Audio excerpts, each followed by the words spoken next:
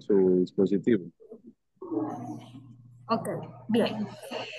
Ok, estamos aquí entonces en un aula presencial con los alumnos de la Universidad Espíritu Santo y una serie de personas que están compartiendo por vía virtual.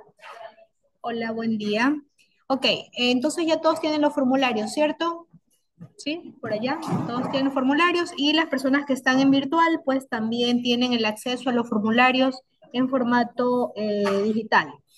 Bien, la primera hoja que tenemos allí, vamos primero a ir paso a paso. Esta es la primera hoja que en realidad, así como en hospitalización, la llena la persona encargada. Se llama hoja sobre la unidad. En este caso, la unidad de cuidados intensivos. Recordemos que cuando se recolecta en unidades de cuidados intensivos, la cantidad total de pacientes que se debe recolectar como mínimo son aproximadamente 25 pacientes. Si no recolectas 25, pues no sirve, no es suficiente. ¿Ya? Entonces, muchas veces no se va a lograr recolectar quizás en un día toda la información porque ellos sí que no tienen tantos pacientes, entonces se puede ir como recolectando a lo largo de las semanas hasta completar los 25 pacientes. Esta hoja, si se dan cuenta, tenemos un casillero que se llama, que dice allí que corresponde a la, ponerlo un poquito más grande, a la fecha, que es el 13 de diciembre. Sin embargo, si en la unidad recolectan la información en las siguientes semanas, pues pueden poner la fecha en que se recolectó. Cada hoja, como hemos visto, tiene a mano derecha un QR, que es el formulario para que lo descarguen, ¿no? Tiene un código del centro. Recuerden que cada hospital tiene un código y que cada unidad, en este caso la unidad de UCI, va a tener también un código. Bien, luego vamos a ver algunas preguntas rápidamente sobre la unidad, como es cuántas camas hay en UCI. UCI es unidad de cuidados intensivos y lo corriente significa pues lo usual y también lo máximo es cuánta cantidad máxima esa área, esa unidad de cuidados intensivos tiene como capacidad máxima. En los tipos de UCI, hay UCIs que son mixtas, ¿sí? Que sería la polivalente, pero hay UCIs también que son solo para pacientes clínicos y hay UCIs que son para pacientes quirúrgicos. Y hay ciertas UCI que se las consideran de alta dependencia. En la pregunta 3 nos habla si la UCI da de alta regularmente una unidad de cuidados intermedios. Algunos hospitales tienen, además de la unidad de cuidados intensivos, un área un poquito más básica, sin tanta cosa, que se llama unidad de cuidados intermedios. Miren también que en la pregunta 4 evalúa si la clínica tiene una post-UCI, ¿ya? Es decir, muchas veces el paciente se opera o está en una unidad de cardiología y tiene un área que se llama post-UCI. Esa es la pregunta 4. La pregunta número 5 nos habla si hay un seguimiento regular al alta hospitalaria. Si existe en la pregunta número, me salté aquí, ahí, ¿cuál es el total de personal de la UCI? Al igual que en la hoja de hospitalización, en UCI nosotros tenemos que determinar, o la persona encargada, cuántos intensivistas, cuántos anestesiólogos, internistas, pediatras, cirujanos, enfermeros, auxiliares de enfermería, dietistas, fisioterapeutas o farmacéuticos o algún otro grupo profesional están en esa unidad. Aquí se debe evaluar el número total, pero también de esta cantidad quienes están, digamos, laborando en forma tiempo completo. Bien, pregunta 7 nos dice si hay alguna persona dedicada a los cuidados nutricionales en la unidad, ¿sí? Esta persona puede ser un médico, puede ser una nutricionista o el mismo residente a lo mejor, ¿no? Las opciones de todas estas preguntas que estamos viendo serán siempre sí, no o no sabe. Pregunta número 8. ¿Existe una unidad de nutrición en el hospital? ¿Sí? O sea, un departamento conformado. Pregunta 9A. ¿Tiene procedimientos escritos para los cuidados nutricionales? Es decir, que tenga algún protocolo, algún formato que se desarrolle en este hospital. Y si es así, ¿cuál es? Ahí tienen cuatro opciones. Guías nacionales, guías internacionales, protocolo nutricional solo de la unidad o planes de cuidado individualizados. Hay que escoger si es que en verdad hay un procedimiento escrito. Pregunta 10. ¿Cómo evalúa el estado nutricional y físico en la unidad de cuidados intensivos? Entonces, hay varias opciones de las cuales tenemos que marcar cuáles en esa UCI se hace. Por ejemplo, si el paciente se lo pesa o se lo mide, la altura, si se mide una escala, hay una escala que saben usar en UCI que se llama escala de nivel de fragilidad. También puede ser que en el área se hace una evaluación clínica global. Pueden ser parámetros de laboratorio, por ejemplo, proteína albúmina. Podría ser también nivel de movilidad del paciente, escala Glean, no sé si han escuchado, pero hay también una escala criterios Glean. Ninguno u otra opción. Pregunta número 11. ¿Qué parámetros evalúa para el estado físico y nutricional en la UCI? Entonces, por ejemplo, ahí tenemos cuatro opciones. Fuerza, masa muscular por ultrasonido, por ecografía, masa muscular por tomografía o la vía, que como ustedes saben sería la bioimpedancia eléctrica. Si es que en esa UCI pues es sofisticada, podría ser una opción. Pregunta 12, ¿cuál es el objetivo calórico en el día 7 en la UCI? ¿Sí? Miren que esta pregunta es muy general, pero en cada UCI pues puede haber un objetivo que se dice, bueno, en este espacio a los 7 días tenemos que llegar a las tantas calorías. En la 13 es cuál es el objetivo proteico en el día 7 en la UCI, asimismo cuánto debe lograrse de completar con proteínas. Ahí no es kilocalorías, sino gramos de proteína por kilo día. Por ejemplo, que el objetivo calórico sea de 30 kilocalorías por kilo día. En el caso de las proteínas, en la pregunta 13, puede ser a lo mejor, no sé, 1.5 gramos de proteína por kilo día, ¿no? O no sabe. Pregunta 14, ¿cómo evalúa el objetivo calórico? Es decir, el requerimiento en estos pacientes. Entonces tenemos algunas opciones, calorimetría indirecta, BCO2, que es el volumen de dióxido de carbono, objetivo basado en el peso, de cuál alguna ecuación predictiva, cualquiera que sea que use en esa área, otra o no aplica. Pregunta número 15, ¿qué peso corporal utilizan? Entonces puede ser el peso actual del paciente, el peso estimado, el peso ideal o el peso ajustado según las guías GEST, ¿no? Entonces, estos datos se llenan una sola vez por toda la unidad de cuidados intensivos. Entonces, esta generalmente debe ser llenada por la persona responsable del área. En realidad, ustedes como participantes quizás no la van a llenar o pueden ayudar a llenarla, pero la persona encargada es la que debe ser responsable de llenar esta hoja porque hay que llenarla bien. Okay. Tenemos luego esta hoja que se llama, a ver, aquí me estoy saltando, el orden sería la hoja número 2. Sí, la hoja número 2 es la hoja que trata sobre el paciente, ¿sí? Esta sí ya es la información que vamos a compilar directamente del paciente. Asimismo, tenemos la fecha en que se recopila eso. Tenemos también el código del centro y tenemos el código de la unidad, ¿sí? Ok, número del paciente. Aquí, asimismo, como en hospitalización, tenemos que codificar al paciente. Podemos poner ahí el número de historia clínica, ¿sí? Y podríamos también poner las iniciales, ¿no? Como para que no se nos pierda la información, por ejemplo, que la historia clínica sea 6325, ese es el número de historia clínica, pero podría también poner a un ladito las siglas de mi paciente. Por ejemplo, que el paciente sea yo, sería A, los dos nombres, el apellido y el nombre. AI, Alvarado Aguilera Irene, ¿ya? Es una forma anónima de tener la información porque recuerden que todos estos pacientes igual después, a los 60 días, yo tengo que volverlos a ubicar a estos pacientes.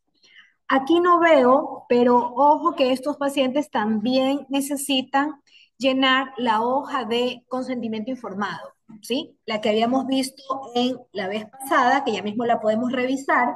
Hay una hoja que el familiar, en este caso, podría llenarla, porque recuerden que en cuidados intensivos puede ser que el paciente esté inconsciente, esté sedado, esté conectado a un ventilador, entonces no nos va a poder firmar la hoja, pero allí deberíamos llenar esta hoja a través del familiar explicándole que el paciente va a participar en un estudio de investigación, que los datos son anónimos y obviamente recuerden que allí necesitamos también recolectar el teléfono de ese familiar, porque en 60 días vamos a tratar de ubicar y preguntar qué ocurrió con mi paciente en UCI.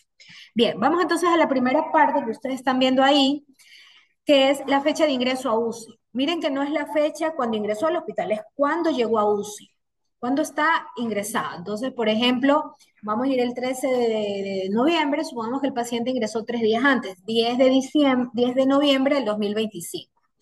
Fecha de ingreso al hospital, que es diferente porque puede ser que ingresó un día antes al hospital, pero al siguiente día fue a la UCI.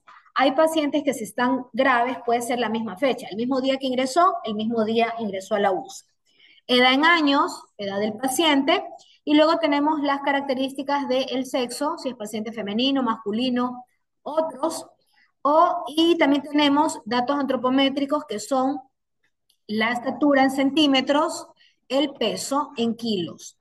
Ojo, que si mi paciente se ha operado, porque puede ser un paciente quirúrgico, debemos usar el peso preoperatorio, el peso que debe estar en la historia clínica donde diga cuánto pesaba este paciente. Recordemos que en el peso y en la talla debemos colocar si este peso fue estimado o medido. Es probable que en UCI la mayoría de los pesos sean estimados, no puede ser que no sean medidos porque si son pacientes graves, pacientes quemados, pacientes con trauma, en ese momento que llega la emergencia, que están súper mal, pues no los vamos a pesar. Quizás si hay el debido control, puede ser que en el área hay una balanza cama y se lo haya pesado, pero casi siempre en UCI puede ser más bien estimado. Luego, si vamos viendo en el formulario, viene la información del paciente antes de que ingresó a la UCI, ¿sí? Entonces, antes de que ingresó a la UCI, pregunta aquí, ¿está ingresado en la UCI desde qué área? Por ejemplo, puede ser que vino de quirófano, de la emergencia, o sea, la emergencia es de otra UCI, del mismo hospital o de otro hospital, de la planta, o sea, de hospitalización, de otra institución, vamos a poner que el paciente llegó al Inter, pero vino del Vernaza, ¿ya? De una casa, otro que puede ser un asilo de ancianos, ¿sí? O no sabe. Pregunta número 2, movilidad. El paciente es móvil de forma independiente, es decir, que el paciente se puede sentar, puede mover los brazos, las piernas, o es móvil con ayuda. Es decir, a este paciente hay que movilizarlo con las sábanas, colocarlo en posición, ¿no? Con ayuda. O la otra opción podría ser postrado en cama. Postrado en cama sería ese paciente que no se levanta, no se mueve. ¿Por qué razón? Por muchas razones. A lo mejor tiene un trauma, una quemadura, está inconsciente, tiene una hemiplegia y no mueve parte de su cuerpo, ¿no? Entonces hay que colocar la movilidad. Eso es para ver qué tanto el paciente se moviliza. Bien, y luego tenemos, gracias. El paciente tuvo cirugía, es decir, el paciente se ha operado. Tenemos allí cirugía programada. Cirugía programada es que el paciente se lo operó porque se programó para esa cirugía, ¿ya? No es lo mismo que yo me opere de emergencia, ¿sí? A que me programe. Entonces, cirugía programada, cirugía de emergencia, ¿cuántos días desde la cirugía? Si, por ejemplo, el paciente lo operaron un mes antes, el 13 de octubre, y estamos 13 de noviembre, en días, ¿cuántos van a poner? 30 días, ¿no? Entonces ahí hay que contar. Ojo que estos pacientes probable que no le van a contestar nada de esto. Esta información la va a saber el residente, puede ser que esté en el sistema, que toque revisar, leer para poder llenar esta información. Y puede ser también que el paciente no se realizó ninguna cirugía o no sabe. Bien, luego vamos viendo entonces ya cuando el paciente fue admitido a la UCI.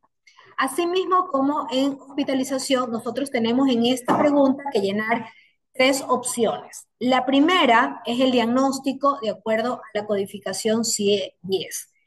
Entonces, tanto en esta columna como en la número 6, nosotros podemos marcar todas las que correspondan, porque como les había explicado previamente, un paciente puede tener varios diagnósticos. Por ejemplo, mi paciente en UCI podría tener un diagnóstico de sistema respiratorio porque tiene, por ejemplo, una insuficiencia respiratoria, ¿sí? Entonces yo voy a marcar aquí, por ejemplo, vamos a suponer que mi paciente tiene un proceso de insuficiencia respiratoria. A ver si se marca. Vamos aquí a ponerlo. No me deja contestar, completar. Pero bueno, vamos a suponer que lo marco aquí. Déjenme con el puntero mejor. Ya, yo lo marco aquí, sistema respiratorio, pero también este paciente podría ser que este problema respiratorio es por una infección, una neumonía. Lo puedo marcar enfermedades infecciosas y sistema respiratorio, ¿cierto? En el punto 5 vamos a colocar el código principal, ¿sí? Aquí solo escogemos una, porque nosotros tenemos que codificar esta condición clínica con un número, no con el nombre, ¿no? Entonces podemos escoger desde la opción del 0600 al 2100, ¿no? Entonces yo pude haber marcado en el punto 4, en la línea 4, respiratorio e infeccioso, pero el diagnóstico principal va a ser solo uno, que es el que vamos a poner en el, en el casillero 5. Entonces, por ejemplo, si el diagnóstico principal es neumonía, ¿no? Una neumonía, entonces yo tendría que marcar probablemente enfermedades infecciosas, ¿cierto? El 0100. Y en el 6, que vemos acá a mano derecha, cogemos las comorbilidades específicas o generales. Entonces, tenemos que saber si este paciente, además de su diagnóstico, es a lo mejor diabético, es hipertenso, tiene demencia, tiene algún problema de la piel, por ejemplo, psoriasis, tiene enfermedad crónica, tipo renal, pancreática, hepática. Todas las opciones que vemos allí, e inclusive si alguna condición no está aquí mencionada, tendríamos que poner en otras comorbilidades, ¿sí? Pero tenemos que poner, si no, no tiene nada, sería sin comorbilidades. Puede ser que un paciente no tenga nada más, porque a lo mejor sufrió un accidente, pero era una persona súper sana, no tenía nada y no tiene comorbilidades. Entonces ahí marcamos la última opción que dice allí sin comorbilidades. Muy bien. Vamos a la página 2B del formulario de cuidados intensivos. Asimismo, volvemos a colocar la fecha, el código del centro y sobre todo el código de la unidad. Y no se olviden aquí el número del paciente. ¿Por qué? Porque si yo esta hoja no la tengo grabada, se pueden confundir la información. Entonces, tienen que volver a repetir aquí el código del paciente. Pregunta número 7. Razones principales de dependencia de UCI. O sea, ¿por qué ingresó este paciente a UCI? Entonces, aquí tenemos abdominal, quemado, renal, cardíaco, neurológico, metabólico, pulmonar, sepsis, trasplante, traumatología o otros. Hay que saber por qué el paciente fue derivado a UCI. Por ejemplo, si el paciente tuvo un accidente de tránsito, ¿no? Y tiene múltiples fracturas, quizás escogeríamos traumatología, ¿sí? Porque entró por eso. O a lo mejor tiene una infección generalizada, una sepsis, podemos sepsis. Bien. Luego en UCI viene el punto 8 que se llama escala de Glasgow, Glasgow Coma Scale. Ojo, que el puntaje debe ser evaluado antes de que fuera sedado, porque cuando te sedan, obviamente ya pierdes la parte verbal, la motora, o sea, estás en otro nivel, ¿no? Esta escala generalmente en la unidad de cuidados intensivos suele estar detallado en la historia clínica. Ustedes lo van a ver allí, que dice escala de Glasgow puntaje tal. Esta parte quizás para los que son estudiantes sea un poco compleja evaluarla. Entonces, siempre en esta parte, si les toca hacer UCI, tienen que pedir ayuda al residente. Tienen que decir, a ver, doctor, este paciente antes de ingresar a la UCI, antes de que fuera sedado, ¿qué escala de Glasgow tenía? ¿Cómo vino? Porque probablemente él va a saber en qué estado se encontraba. Ustedes lo van a ver en ese momento X que van al área. Pero hay que ver antes de que fuera sedado qué respuesta. Lo normal, obviamente, es 15, ¿sí? Pero un paciente que tiene un deterioro de la parte mental va a tener disminución de esto, entonces puede ser que tenga una escala de 3, ¿sí? Y aquí entonces, si el paciente no fuera sedado, pero tiene un deterioro, pues tenemos que pedir ayuda también al residente para que nos ayude a colocar el puntaje correcto del paciente. Luego en el punto 9, miren que se colocan los valores del laboratorio, pero es al ingreso a la UCI, no necesariamente el día, porque si mi paciente ingresó el 10, son los valores del 10. Entonces ahí sí toca entrar en el sistema con ayuda del residente para ver los datos del laboratorio. Y quizás muchos de estos laboratorios no les sean muy familiares, ¿no? Bueno, nos habla del pH, que eso se ve en las gasometrías, de la presión de dióxido de carbono, de la presión arterial de oxígeno, de la FiO2. Estos marcadores se usan en unidad de cuidados intensivos y generalmente algunos inclusive hay que calcularlos. El FIO probablemente hay que calcularlo y los otros sí están en la gasometría.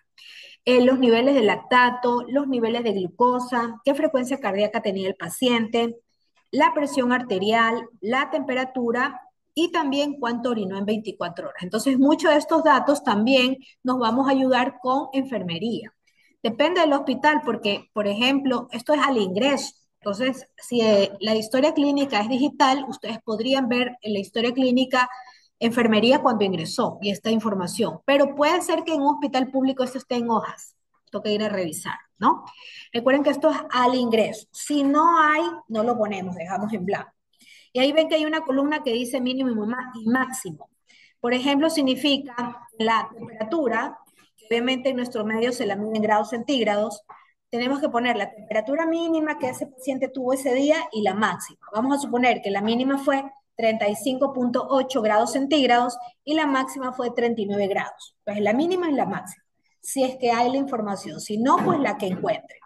A mano derecha tenemos los valores de leucocitos, de plaquetas, creatinina, y nuestro medio se mide en miligramos por decilitro, la urea en miligramos por decilitro, o el BUN, o la urea o el BUN, el sodio, el potasio, los niveles de fosfato y los niveles de bilirrubina totales. Entonces, esto se revisa en el expediente médico y asimismo los datos que hayan. Puede ser que en algún hospital no se haya medido todo. Bien, pregunta número 10. Infecciones en los últimos 10 días. Aquí tenemos una serie de opciones que podemos marcar si las ha tenido, no las ha tenido o no aplica. Por ejemplo, si este paciente ha tenido neumonías en los últimos 10 días, infección del tracto urinario, infección del catéter. El catéter vascular no es el dispositivo por el cual se puede pasar antibióticos o nutrición. Ese es el catéter vascular. Recuerden que pueden ser de tipo central o periférico. Herida, si ha tenido alguna herida, cualquiera que sea esta, que se ha infectado, o un hemocultivo positivo. El hemocultivo es una muestra de sangre que se ha mandado a hacer en un frasquito especial y se manda a cultivar, si esto ha sido positivo o no. Ahí completamos la hoja informativa del paciente. La siguiente hoja que se llena es la número 3, que es la que están viendo ahí en pantalla. La 3 nos habla de los tratamientos que el paciente ha recibido. Esta sí se valora en ese día, no anterior, lo que ha pasado en ese día. Primera opción, no olvidar llenar el número del paciente. Y tenemos ahí una pregunta. Muchas de estas preguntas, quizás para los que no están todavía familiarizados con el hospital, se les puede eh, un poco complejizar, por eso pidan ayuda con el residente si les toca ir a un área de cuidados intensivos. Primero, limitación de cuidados. Significa que si este paciente no tiene limitación o tiene la orden de que no sea resucitado, porque a lo mejor un paciente ya grave, que está en cuidados paliativos, que a lo mejor no va a mejorar, y se ha dado la orden de que si le da un paro no se resucite. Cuidados limitados o atención terminal. Podría ser que está el paciente en cuidados paliativos, ¿no? Pregunta 2 nos dice de la posición del paciente. Si el paciente está en supino, que significa que está acostado con las palmas hacia arriba, o prono, que está boca abajo, ¿no? 3, sedación. La sedación, entonces vamos a preguntar si está presente, continua, intermitente o no está con sedación. La pregunta 4 evalúa si la sedación es con un medicamento que se llama propofol, ¿sí? Intravenoso que se coloca.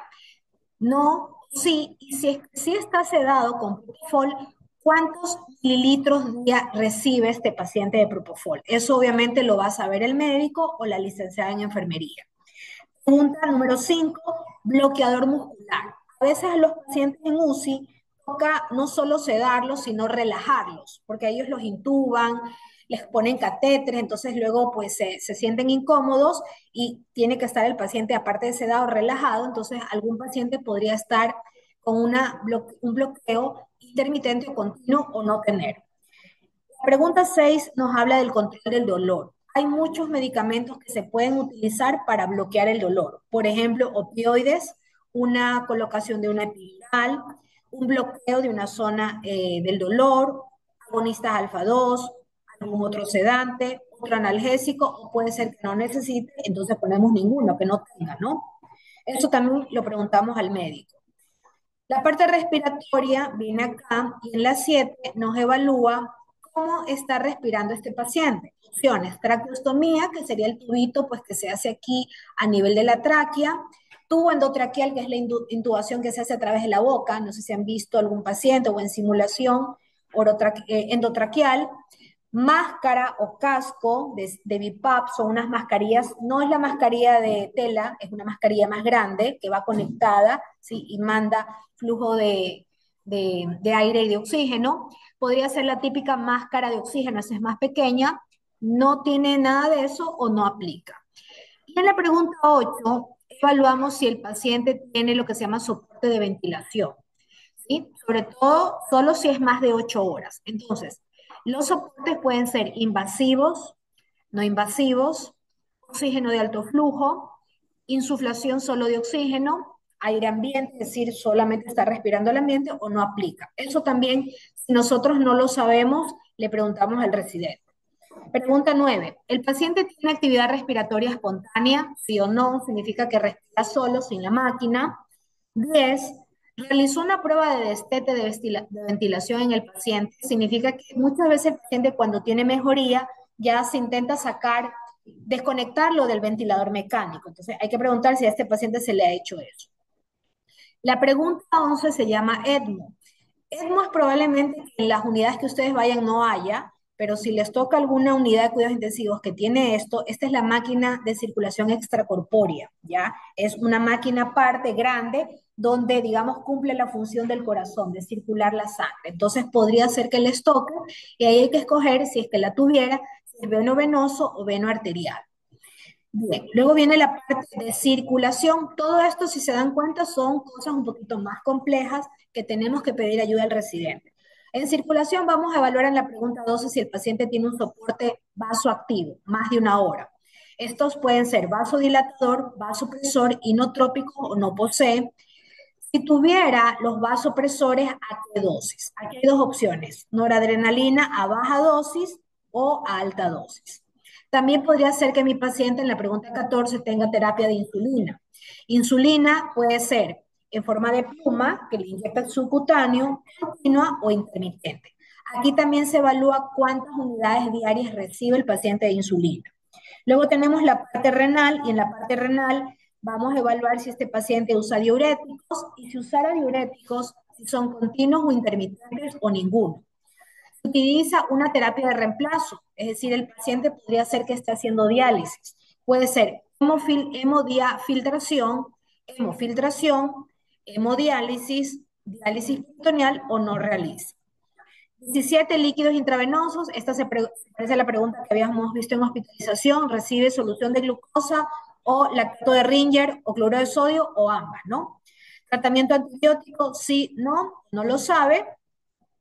Y luego vemos en la siguiente página la movilización. En la movilización tenemos la pregunta 19 que nos habla en ese día este paciente cómo se estaba moviendo. Puede ser que mi paciente no se mueva porque a lo mejor tiene alguna situación que no le permite, ¿no? Entonces, el nivel de movilización, vamos ahí a preguntar si este paciente a lo mejor le hacen rehabilitación física, ejercicios de resistencia, en algunas UCI utilizan como unas bicicletas, ¿sí? O les hacen ejercicios también de bandas, de movilidad. Si el paciente lo sienta, a lo mejor ya lo mandan a caminar o a lo mejor no, porque no está permitido, ¿sí? Tenemos la pregunta número 20 que nos habla de cuántos minutos se lo moviliza el paciente, porque generalmente no es mucho tiempo, puede ser que a lo mejor el paciente no aguanta 5 o 10 minutos.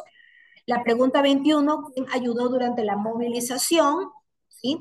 Pregunta 22, la reacción del paciente a la sesión de movilización, porque puede ser que el paciente se canse, el paciente sude, empieza a subir la frecuencia cardíaca, respiratoria o empieza a tener dificultad para respirar. En la pregunta 23 valora la parte muscular, ¿sí? Fuerza muscular el día de hoy. Entonces ahí también nos ayudamos mucho del terapista físico y del residente para ver si el paciente tiene proceso de contracción, si la contracción es leve, sin movimiento o tiene un movimiento activo, es decir, que puede doblar las piernas, estirar los brazos, con gravedad eliminada, contra la gravedad o con gravedad resistencia, que sería que tiene más fuerza, ¿no? O 5, que es la fuerza normal, ¿ya? O no se puede evaluar. En la parte 24 se evalúan los laboratorios que ese día se le hayan hecho y aquí se pueden valorar todos estos parámetros que estamos viendo. en la pantalla. Voy a ir un poquito más rápido porque ya estoy con el tiempo.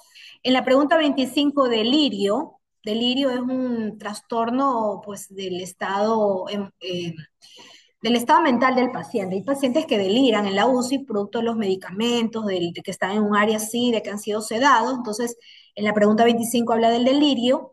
En la pregunta 26 del RAS, que es como una escala donde se ve si el paciente está muy activo, combativo, o sea, combativo es como que quiere patear, pegar, muy agitado, ¿sí? Agitado, inquieto nomás, alerta y tranquilo, puede estar también al revés, somnoliento, o ya estar sedado en forma leve, moderada, profunda o no despierto, ¿sí? Ahí tenemos que revisar a la hoja informativa cómo valorar esta parte. Y en el 27 se llama NIMS y ahí todas las opciones que el paciente tenga. Por ejemplo, monitoreo básico son los electrodos que se le ponen al paciente, podría ser que tenga medicación intravenosa, soporte ventilatorio, cuidados suplementarios, medicación vasoactiva única o múltiple, si está en diálisis, si tiene alguna intervención específica en la UCI o fuera de la UCI. Y ahí terminamos estos datos de tratamientos del día de hoy. Luego tenemos la última pregunta, que es realmente la que evalúa la parte del tratamiento nutricional. Quizás esta para los que hacen nutrición se les haga más fácil. Asimismo, codificamos los datos del paciente y la pregunta 1 nos evalúa si mi paciente tiene vías y sondas. ¿Cuáles? Puede ser que tenga un catéter venoso central, una sonda nasogástrica, nasoyeyunal, una gastrostomía, un PIC, un catéter venoso periférico, un catéter de la arteria pulmonar. Eso también, si no sabemos, preguntamos para no equivocarnos. Pregunta 2, enfoque nutricional. ¿Qué nutrición tiene ese paciente? ¿Es oral, por la boca, enteral por sonda, parenteral o no tiene nutrición? Pregunta número 3, número de días de alimentación parenteral en UCI. ¿Cuántos días lleva alimentándose, no? La 4, número de días de alimentación enteral en UCI, asimismo cuántos días. Podría ser que no aplica porque está comiendo por vía oral, ¿no? La pregunta número 5 nos dice cuántos días, la duración, perdón, de la nutrición enteral en las últimas horas. Recuerden que la nutrición puede ser intermitente o continua, pero ¿cuántas horas lleva con esa nutrición, no? Ahí eso también lo preguntamos con enfermería. Pregunta número 6 dice, razones para interrumpir el soporte nutricional. Puede ser porque mi paciente se va a cirugía, porque no toleró la fórmula, porque hay que moverlo a otro lado, porque tuvo un reflujo gástrico, por otra razón, quizás no está aquí en las opciones o no aplica. Y en la pregunta número 7 vamos a preguntar sobre calorías planeadas por kilo de peso. ¿Ya? En las próximas 24 horas. Si, por ejemplo, bueno, mi paciente necesita 1500 calorías, ¿no? Entonces, marcamos ahí cuál de estas opciones. O sea, aquí podemos poner por kilo día o el valor total. Por ejemplo, yo puedo marcar aquí de 1500 a 1200 kilocalorías días o podría poner a razón de 20 kilocalorías por kilo de peso, ¿sí? En la pregunta 8 nos evalúa si hay algún volumen de reflujo gástrico que a este paciente se le haya medido, cuánto. En la 9, si tiene alguna terapia procinética, puede ser eritromicina, metoclopramida u otra, o no tiene. Pregunta 10, estreñimiento más de 3 días. ¿Sí? Esto lo sabe generalmente enfermería, el auxiliar de enfermería. Diarrea también puede ser otra opción. La pregunta 12 nos habla si ha tenido vómitos. La pregunta 13 se llama presión intraabdominal medida. Hay pacientes que se les coloca un dispositivo que mide la presión interna. Entonces, eso se mide, al igual que la presión arterial, en milímetros de mercurio. Entonces, ¿cuánto le salió? Y en la 14, miren, si este paciente estuviese despierto, la pregunta es, ¿es posible la alimentación oral? ¿Sí o no?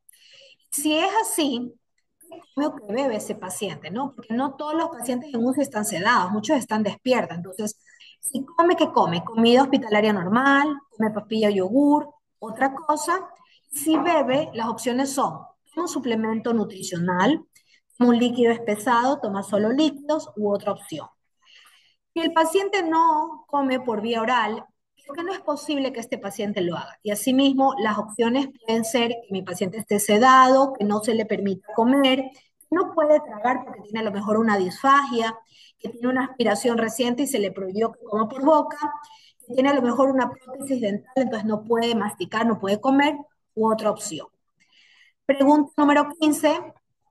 Así como en hospitalización, si mi paciente come por boca, tenemos que preguntar de la nutrición cuánto comió. Miren que ahí evaluamos si es la comida del almuerzo, si es la cena o a lo mejor de otra comida, cuánto se comió el paciente. Casi todo, medio plato, una cuarta parte o no comió nada, ¿sí? Porque como les digo, hay pacientes que sí están despiertos y les pasan la comida para que ingieran, ¿no? Con la última parte de este formulario vamos a evaluar la nutrición enteral y parenteral. Entonces, la primera pregunta es sobre nutrición enteral. Aquí nos pregunta el nombre de la fórmula, ¿sí? Las diferentes marcas comerciales que existen en nuestro medio, vamos a colocar allí y vamos a evaluar si este producto es industrial o mezclado, porque puede ser que ya viene listo para tomar o en el hospital lo preparan y lo mezclan.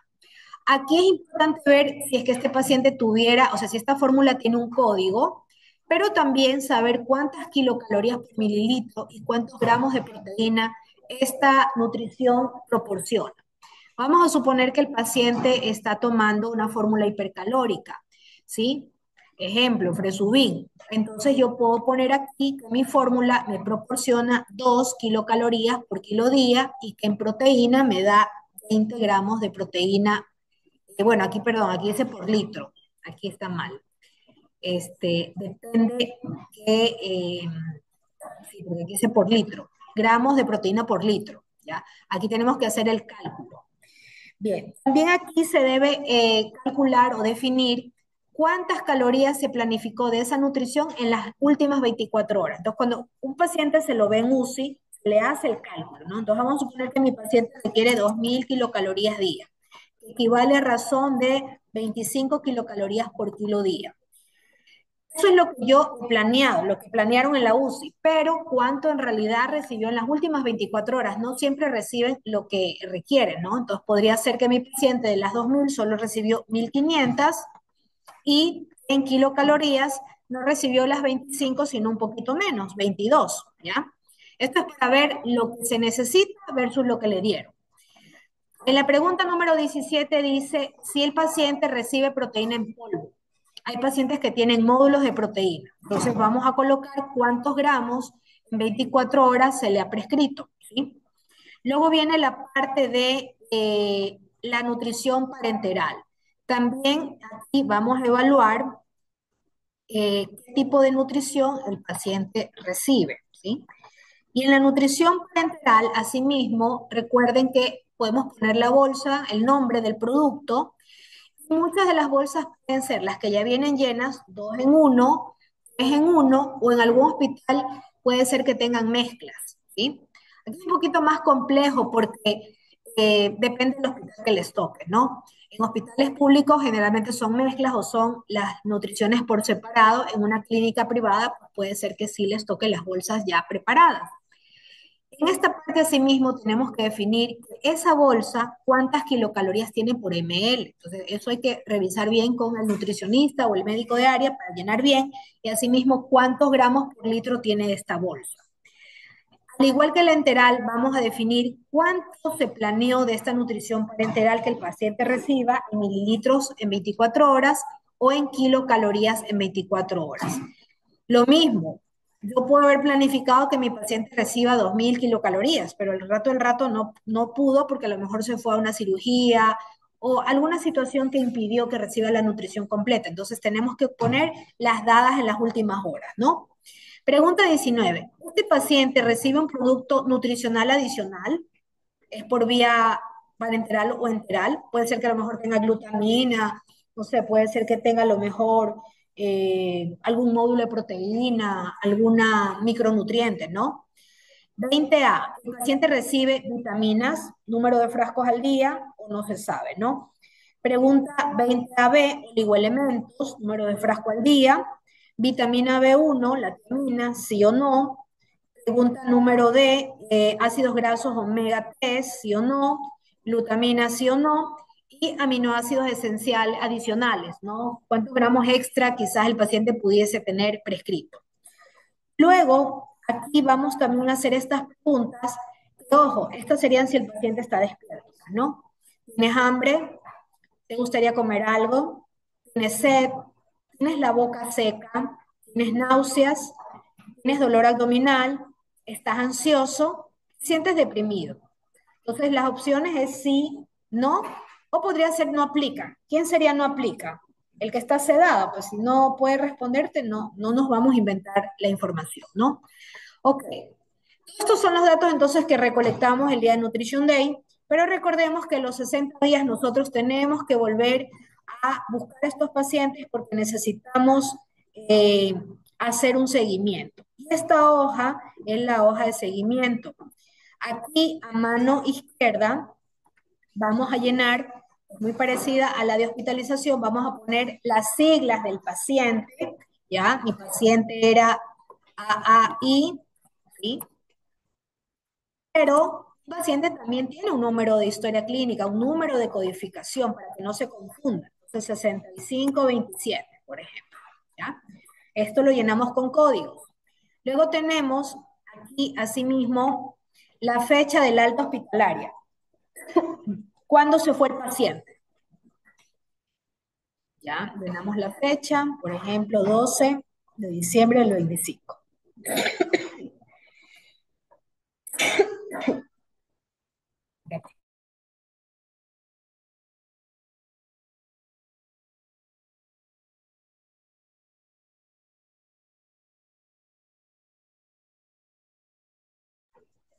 Entonces ponemos la fecha del alta, pero también a veces la fecha del alta no siempre es la misma fecha de UCI. ¿Por qué? Porque mi paciente puede ser que esté en UCI, pero de UCI se va a piso y recién en piso se queda unos días más y de ahí se va a la casa.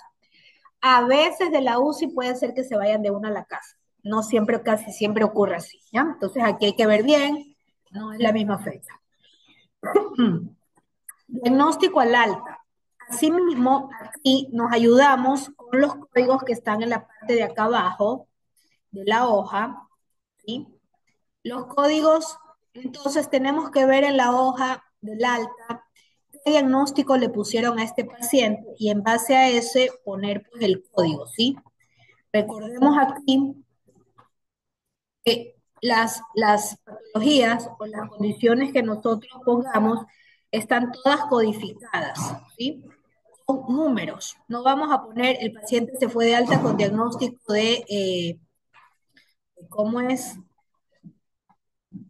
de infarto de miocardio. El paciente se fue con el código sistema, por ejemplo, cardíaco. Veamos si aquí hay una opción. Mm, creo que no hay, cardíaco no hay, ¿no?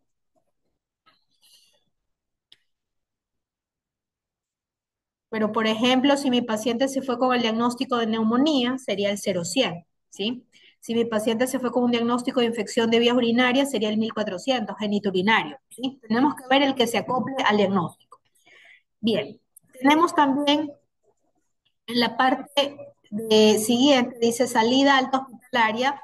Asimismo, eso es que les decía yo, que tenemos que luego buscar a estos pacientes para saber qué ocurrió a los 60 días. Aquí no es a los 30, es a los 60 días. Todas estas opciones yo puedo escoger.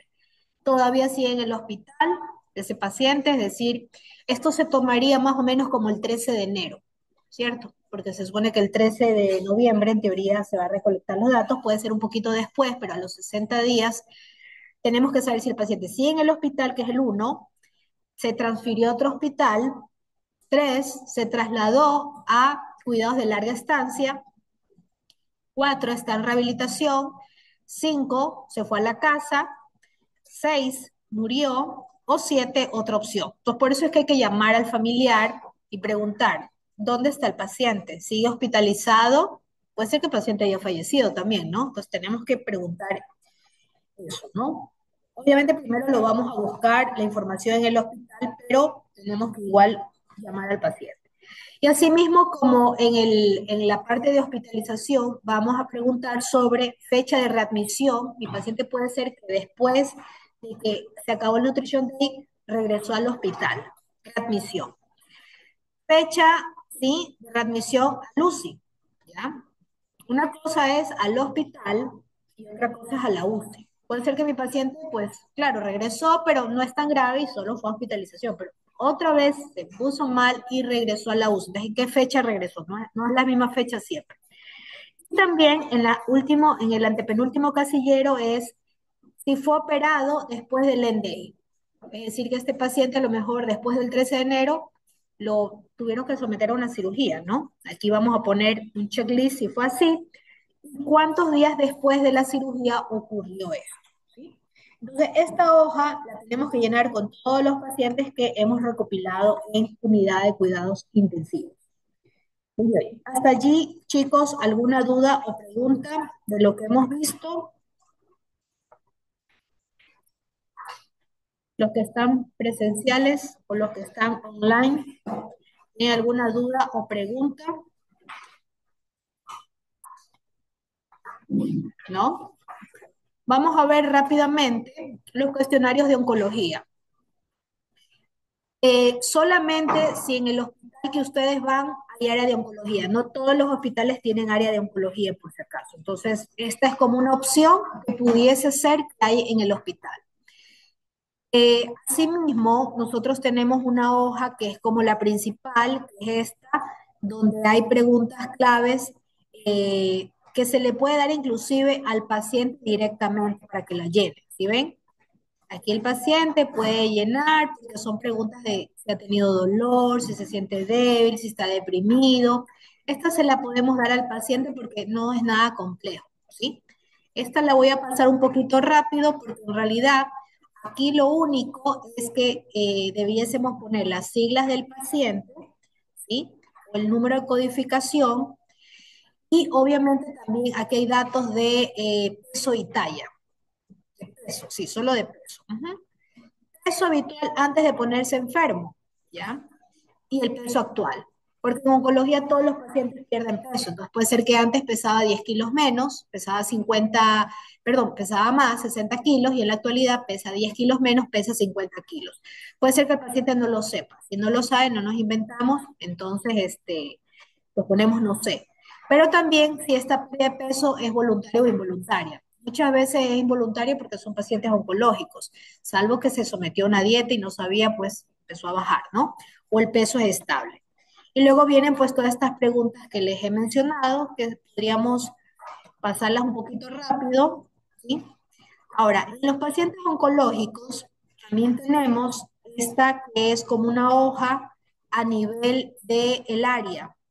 Esta la debe también llenar quizás el jefe de esta área, porque hay preguntas relacionadas a terapia nutricional, a tratamientos globales, ¿sí? A otras respuestas en las cuales nos habla de qué se hace en ese hospital. Luego viene una hojita que es asimismo la de oncología. Aquí están todos los datos que nosotros tenemos que llenar de mi paciente. Todo, si se dan cuenta, es codificado. Parece un poco compleja la hoja, pero no, porque simplemente aquí vamos a llenar con las letritas. Por ejemplo, la primera parte van las iniciales, ¿sí? Las iniciales. En la segunda vamos a colocar el número de historia clínica, si el paciente es ambulatorio u hospitalizado. La siguiente, el objetivo terapéutico, que puede ser que el paciente oncológico tiene un objetivo que es para curarlo del cáncer, podría ser que ya solo es paliativo o es un paciente terminal, o sea, depende de qué tipo de paciente. ¿Por qué estuvo el paciente ingresado? El motivo del ingreso. Entonces, el ingreso puede ser un diagnóstico, por ejemplo, neumonía, que va a ser un tratamiento, en este caso la quimio, la radio, relacionado con la cirugía, complicaciones derivadas del tratamiento, por un mal estado de salud o por una dificultad para el cuidado independiente del paciente. Entonces, ahí las opciones van a ser del 1 al 6. El casillero siguiente, el de color amarillo, ¿sí? Nos habla del diagnóstico del cáncer actual. Entonces, ahí escogemos de dónde es el cáncer principal, de mama, de colon, de piel, de riñón, etcétera. Luego tenemos el siguiente casillero, el blanco, el tiempo del diagnóstico, desde hace cuánto se le diagnosticó, 3 meses, 6 meses, un año, 5 años. Luego en el casillero naranja, ¿en qué estadio? Generalmente el paciente lo sabe y si no, se lo preguntan al médico tratante, ¿no? Aquí los estadios se coloca 0, estadio 0, 1, 2, 3, 4. Luego el casillero amarillo nos habla el tiempo desde el comienzo del primer tratamiento, ¿ya? A lo mejor el paciente empezó con la quimio y cuánto tiempo ha pasado desde que inició ese primer tratamiento. La siguiente pregunta nos habla de la situación terapéutica. Tenemos algunas opciones. Por ejemplo, puede ser que el paciente está porque queremos hacer un diagnóstico del cáncer. Podría ser que está recibiendo una primera línea de quimioterapia o una quimioterapia ya más avanzada, de primera línea pero avanzada. Mi paciente también aquí puede tener el punto 4, que es la radioterapia, ¿cierto? Podría también tener la terapia diana, la terapia hormonal, paliativo, y el 8 me parece que dice cirugía. No sé si dice algo más abajo, ustedes que tienen las hojas. Después de cirugía dice algo más. Creo que no, ¿no? Aquí no alcanzo a ver bien. No sé si es porque la moví. Ahí está. Cirugía, sí. ¿Tiene clase aquí? Ya me desocupo. Deme 5 minutos. Sí, gracias. Bien. Sí, sí, hay la 9, que es complicaciones relacionadas con el tumor, y la 10, que es complicaciones relacionadas con la terapia. La terapia, recuerden que puede ser quirúrgica, quimio, radio, ¿ya? Y luego en el casillero siguiente nos habla de infecciones, si hay alguna no hay ninguna, que sería el 1, local o general. El casillero amarillo nos habla de los parámetros del laboratorio. Aquí se evalúa el PCR, tengo entendido, sí, solo si el dato ya está evaluado. PCR, el valor, en este caso en miligramos sobre litro, decilitro, depende de la unidad del hospital. El siguiente parámetro es la albúmina, ¿sí? ¿Qué valor de albúmina tiene el paciente? Y el último casillero, que es el lila, el tratamiento nutricional que el paciente está recibiendo. Entonces aquí tenemos las siguientes opciones, que nos dice que si no tiene ninguna dieta, si tiene un plan dietético individualizado, si usa un suplemento nutricional rico en energía y rico en proteína. El 4 es si una sonda nasogástrica o gastrostomía. El 5 sería nutrición parenteral. El 6, una nutrición oral pero enriquecida con algún nutriente, vamos a suponer omega 3, arginina, qué sé yo, glutamina. El 7, nutrientes especiales, alguna cosa puntual, como las que vemos ahí. El 8, preferencias personales. Vamos a suponer que un paciente quiere hacer dieta, no sé, cetogénica, ¿ya? 9, un consejo dietario nomás, o 10, otra opción. Entonces, esta es la hoja ya más completa, que asimismo vamos a llenar por cada uno de los pacientes oncológicos. Muy bien. ¿Dudas o preguntas de este cuestionario? ¿No? Puede ser que les toque algún área de cómo es de oncología, como puede ser que no, pero hay que saberlo llenar. Muy bien. Entonces, si no hay más dudas o preguntas, vamos a dar por terminado esta capacitación, y por el chat estaremos conversando pues próximamente. Muchas gracias. Nos desconectamos.